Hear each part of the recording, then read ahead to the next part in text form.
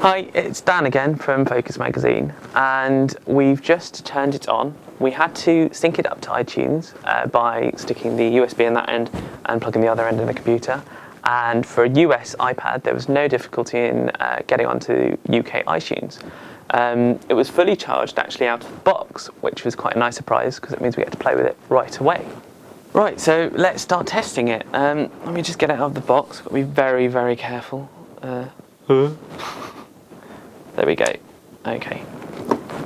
So the first thing you'll obviously want to do is go to the App Store to check out all the amazing apps that make the iPod and the iPhone so great. Unfortunately though, as you'll see, there isn't any UK support for the App Store right now. So once you buy this off eBay, for instance, from America, you won't be able to get any of the great apps. Now, once the iPad is released on the 20th of May, you will be able to start using the App Store and getting everything that is great about the iPad.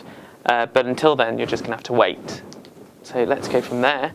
Now, I'd imagine if this is, it's touted as a kind of a netbook, but much nicer, you'd want to start using it for email. Now, setting up your email is exactly the same as you would on your iPhone. So it's very easy. I won't bore you with the process now. One thing I've been quite curious about is how are you really going to use it to type? So we'll try make a note here. Just hit the screen as you would on an iPhone, and you see the touchpad keyboard comes up from the bottom as you would expect. And obviously you can make it bigger like so. Now, if you're using it like this, your instinct is to use one hand, but now I'm scared I'm going to drop it. So my instinct is to drop it on the desk, at which point it's at quite an awkward angle. So I'm going to try to type something now. Oh, already made a mistake. So I've just tried using it and I've actually failed quite badly, perhaps because I've got chubby fingers, at typing. And I think this is one of the things that's going to concern people. If you're using this to email, it is going to be tricky getting used to this touchpad. Obviously over time you might get used to it, it might be fine, or you might find yourself buying an additional wireless keyboard.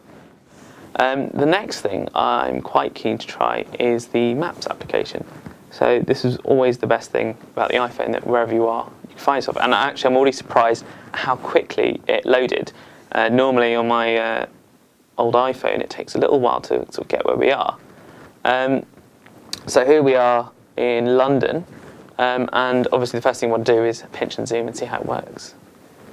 And there already it's just so much quicker. It's so much more responsive, and it really makes sort of using the Maps program just much nicer. I mean, the iPod and the iPhone pretty much had it really good already. Google Maps is a brilliant, it's a brilliant site, but this is it's like nothing else. So you go through, it's pretty fast. Let's try zooming in as far as we can go. You can see how quickly it responds.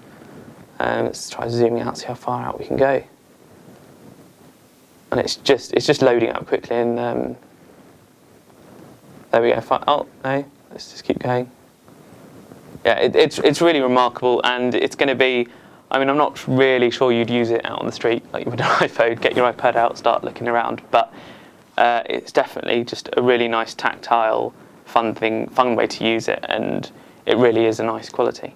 The next thing I'm really keen to see is video on the iPad. It's for two reasons. The screen obviously is absolutely fantastic, and also Apple have said that the iPad's battery life lasts 10 hours while playing video. Now I don't think we quite have the time to test that now, but let's have a look at YouTube. So we open it up there. So you can see it's a slightly different interface than what we're used to on the iPhone and the iPod. If we go through here, you can see the election is quite popular now, but let's move on to search for something a bit more interesting. Let's hit in our beloved magazine. Search. And I have to say, our connection is possibly not very good. This isn't a reflection of the speed of the iPad. But here we go, we've got some videos from Focus TV. So let's just hit the top one here. That's really impressive. I didn't expect that. It just went straight to the video. It's a really nice zooming effect that they go into. I think a lot of this is all about it being quite natural in terms of computing. They want it to just be really tactile, so you hit something and it goes straight to it, and that's a really nice little touch.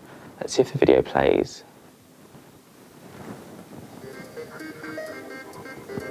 Right, let's see if I can make this full screen.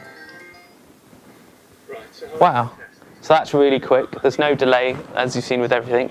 See if we can make this portrait just turned the right way. Now that's just the internet buffering there.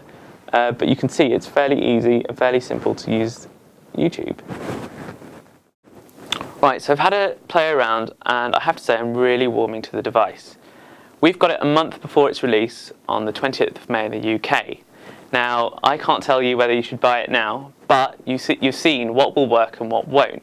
I have to say though, once the App Store goes live in the UK and all the great apps that I'm sure will be around, things like iBooks, the games that you'll have on it, it will be a pretty hard device to resist. And I have to say, it's been great fun playing with it.